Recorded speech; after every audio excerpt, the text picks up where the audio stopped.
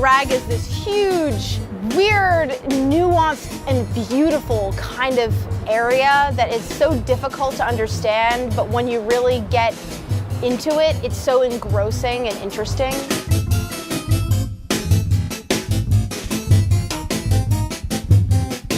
There are really no rules to it, which is what makes it so wonderful and such a great form of performance art and expression. It's something I'm very passionate about and something that I find very liberating and empowering. I think that's why I do it.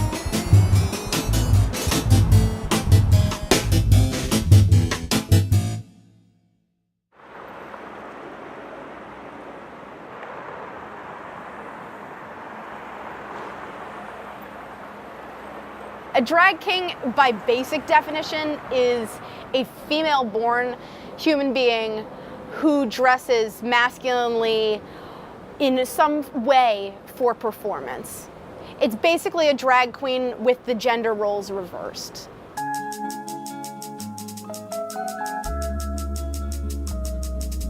To get ready for a show, there's a lot of kind of body modification that a lot of people choose to do, and I happen to be one of those people. So instead of using like ace bandages or tape like a lot of people do, there are other options where you can buy things called binders, which are basically like compression vests or shirts that press your breasts down in a very like even and controlled way where it doesn't damage tissue or hurt your body. I have 3 different binders that I can switch off with depending.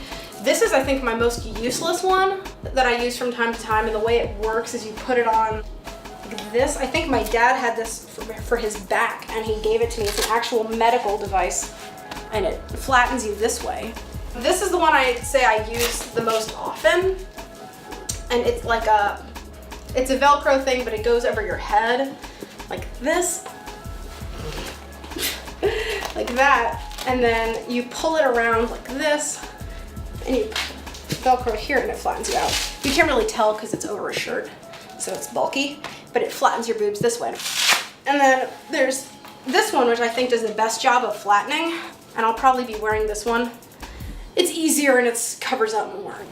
If you want to do something like where you have your chest showing, there's a method of binding where you take like medical tape and you literally pull your breast tissue to the side and tape it around your back.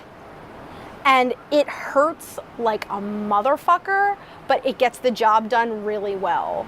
And that's something like if you want to have like this sleazy kind of open shirt thing and look like you have like a male chest, it works great, but what's the only thing worse than having it like that is taking it off. Because I've literally accidentally ripped skin from the side of my boob from it, and it hurt like horribly. It really kills. It's painful.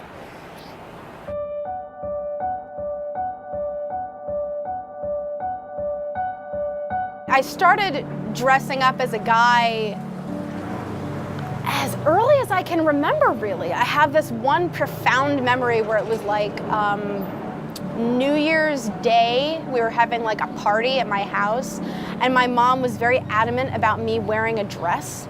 And I kept saying, no, I don't want to wear a dress. I'm a boy. I don't want to wear a dress. Screw this. Except I was 3, but I probably said screw this because that's how I grew up. And my mom just said, fine, you could be a boy wearing a dress. And I thought, well, that seems like a logical conclusion. I guess that's what I'll do. And I've been me ever since.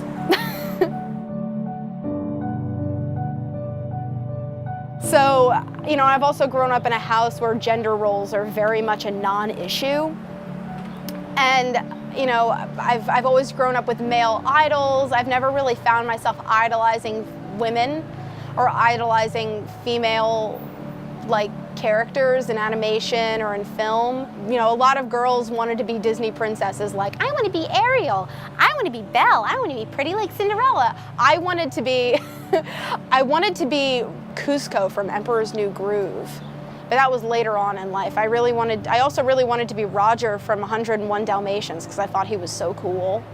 Because he could play the piano and he had dogs, and I like dogs. You know, I would go to comic conventions and always dress like male characters, which I still do today because I'm a huge dork. And it's just one of those things that kind of evolved into me dressing like a guy and taking my clothes off in public.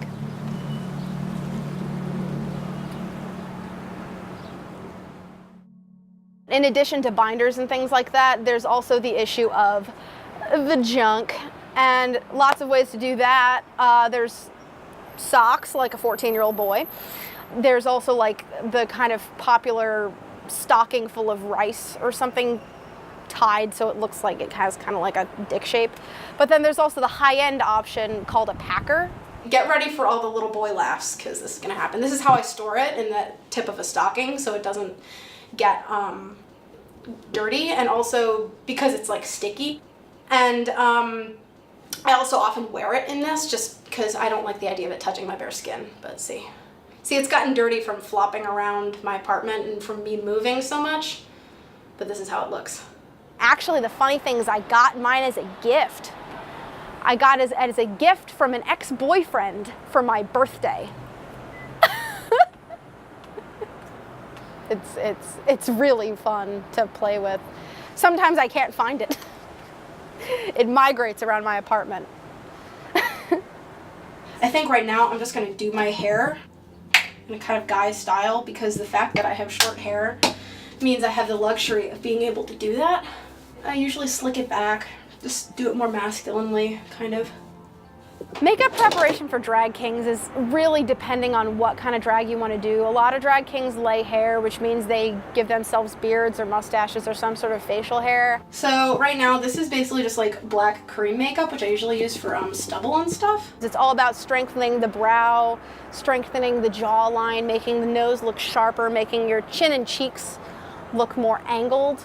Right now I'm contouring my jawline, which is like you kind of bring makeup underneath your jaw and bring it down, so it kind of makes your jaw look like it juts out more, like you have more of a chin, because girls generally have smaller chins than guys.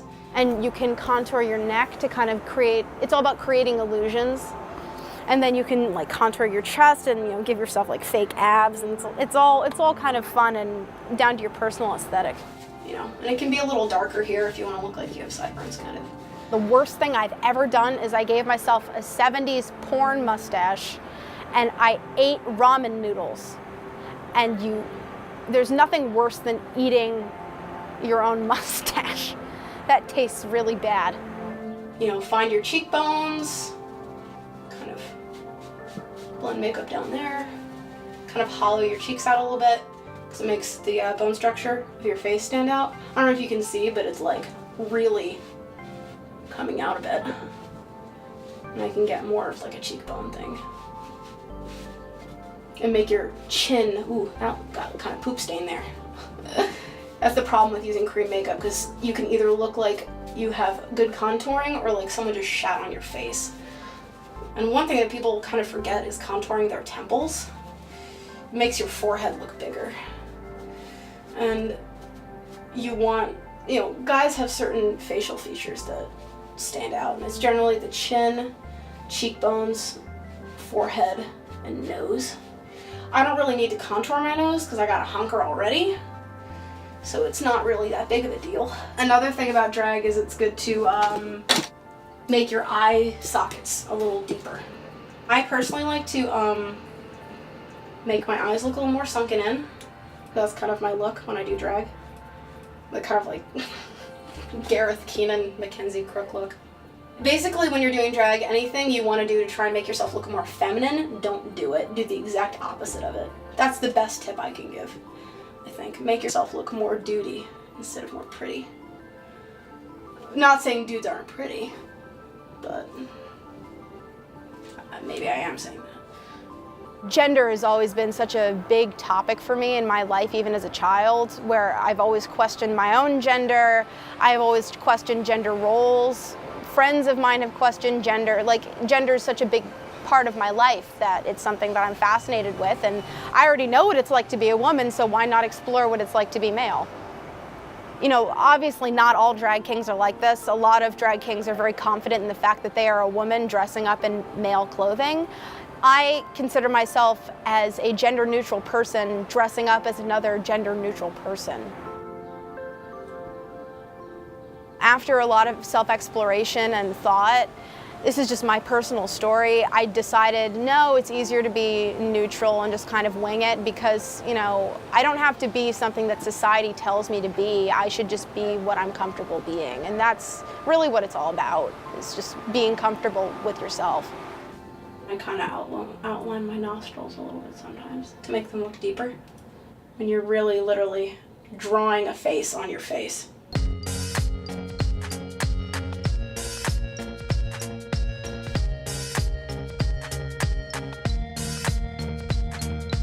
When you do stubble, it's really important to focus on like how it actually looks on a real man.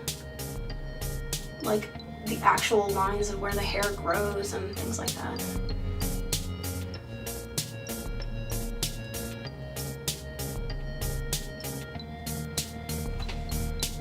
And I always like to continue it down my neck, just because like hair grows there.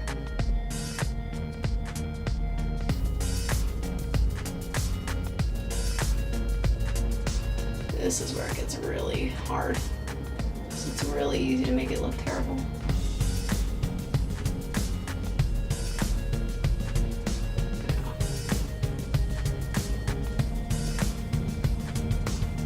And then old lady powder, because that sets everything. Just like a translucent powder.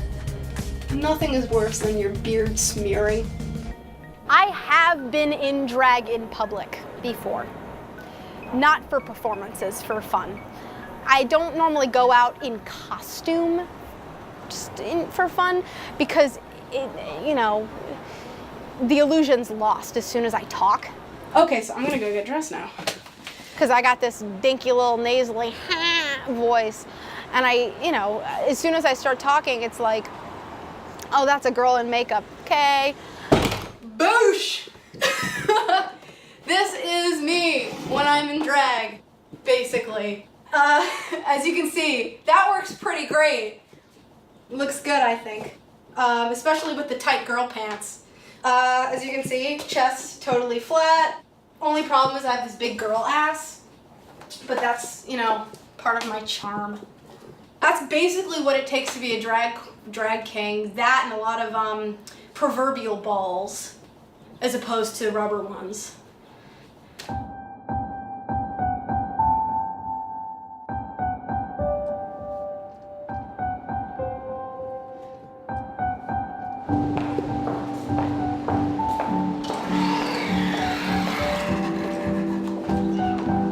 Out into the real world. Brooklyn!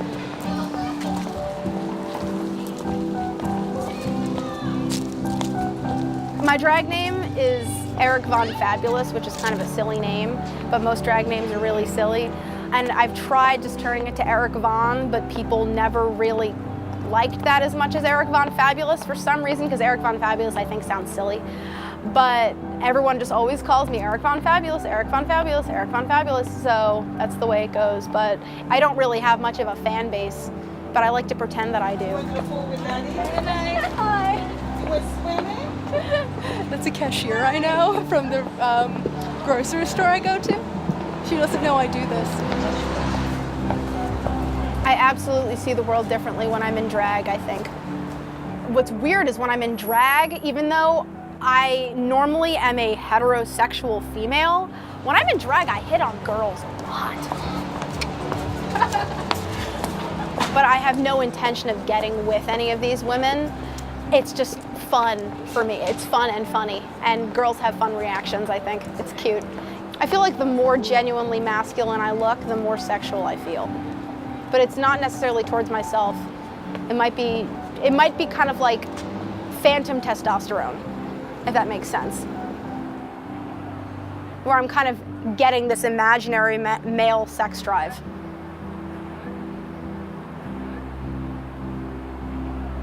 It sounds so confusing unless you've lived it.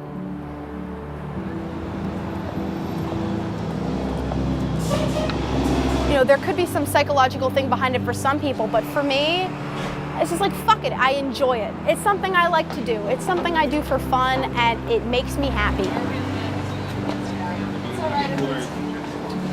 Did you know that avocado comes from an old like Mexican word for testicles. No, I didn't know that. It did.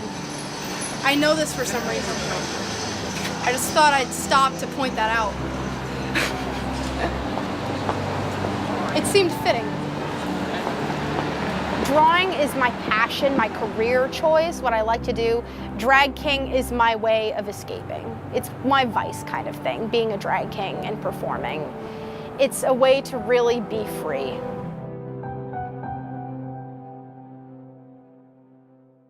It's the big night. I'm getting ready for my show.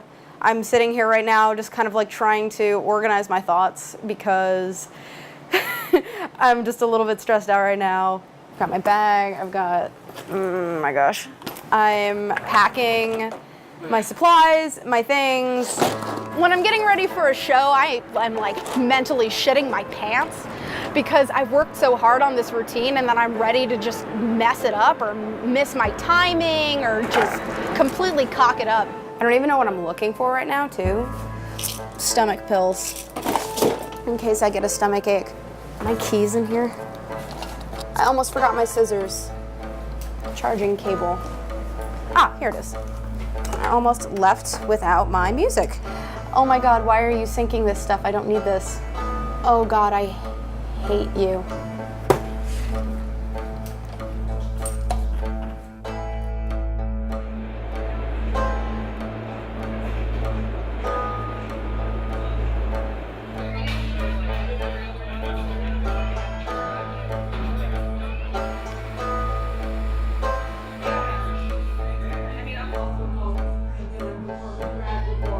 My makeup tonight is not what I expected to do at all, but I'm so happy I decided to do it. I didn't think I was gonna lay hair. I didn't think I was gonna do eyeshadow or any of glitter or whatever this is. I thought I was gonna do glitter. I thought I was originally gonna do my whole face green, but then I said nah at the last minute. And I just decided to go super birdcage, super campy, super gay, kind of like really femmy gay guy thing, because I thought that was, you know, it's comedy, it's campy, it's funny, and I think it's going to be received really well, and yeah. Get ready for some gender fucking and booty shaking tonight, okay?